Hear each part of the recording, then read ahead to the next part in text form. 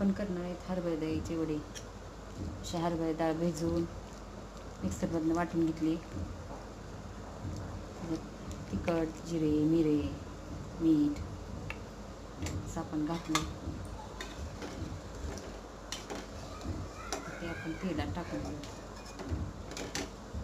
असे तेलामध्ये टाकून घेऊ थोडे थोडे. असे आपण डाळीच्या पिठाचे वडे करणार. तेल गरम झालं सोडून द्यायचं तेल.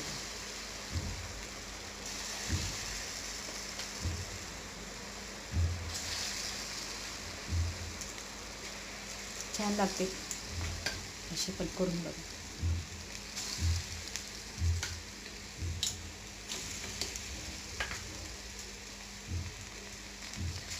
त्याच्यासोबत कढी करायची. कढीमध्ये हळूहळू सोडून द्यायची. फ्राय करून घ्यायची तेलामध्ये.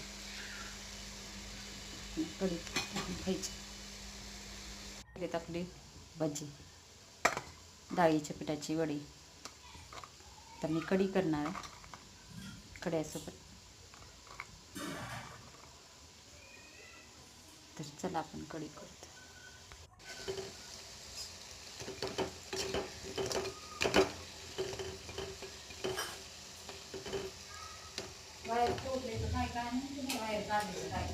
अशी काढून